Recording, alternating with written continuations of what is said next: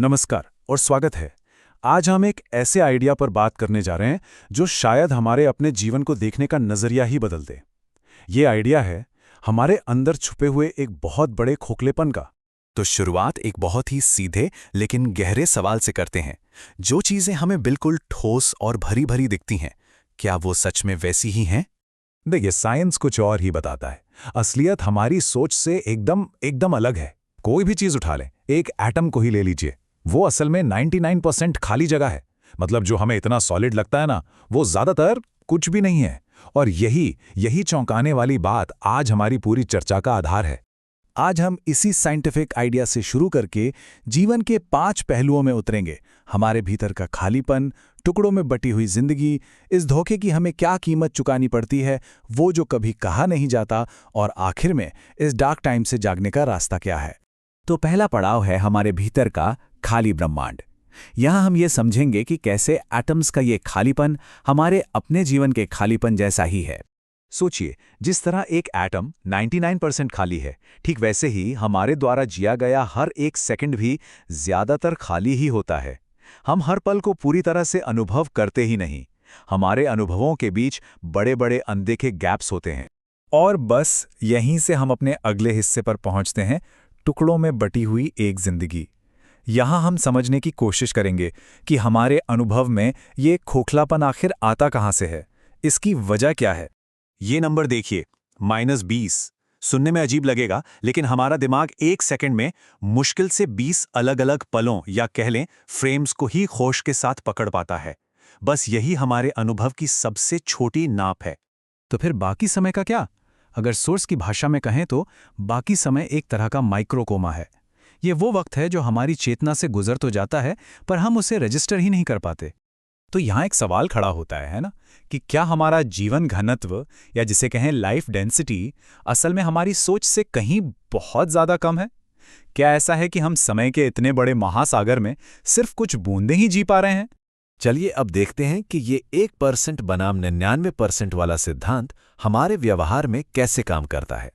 और इसका सबसे सटीक उदाहरण है नशा, यानी एडिक्शन। इस चार्ट को देखिए, ये साफ दिखाता है कि किसी भी नशे के आदी इंसान को सिर्फ 5% वक्त के लिए ही वो हाय या मजा मिलता है, और बाकी का 95% वक्त वो या तो उस मजे को याद करने में या उसे दोबारा पाने की बेचैनी में बस यूं ही निकल जाता है।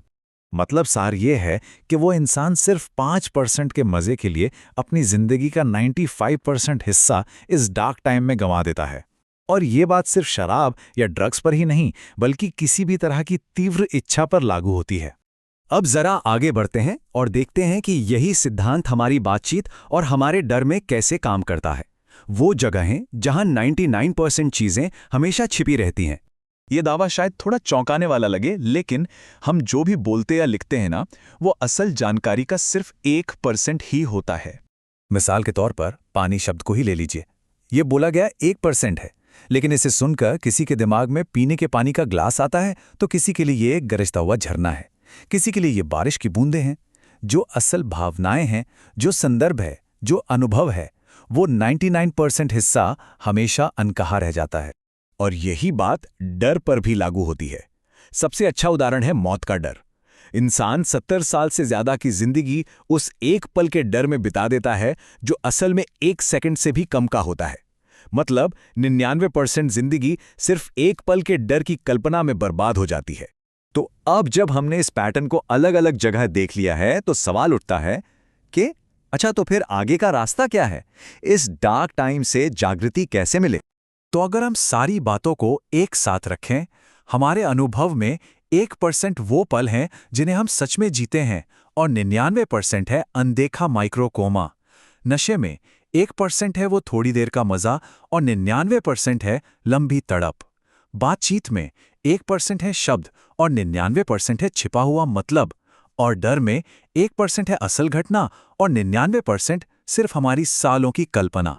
और शायद सबसे बड़ा धोखा, सबसे बड़ा भ्रम यही है कि हम उस 1% को ही 100% मान लेते हैं। हमें मानकर चलते हैं कि जो हम अनुभव कर रहे हैं, जो कह रहे हैं, या जो महसूस कर रहे हैं, बस वही पूरी सच्चाई है।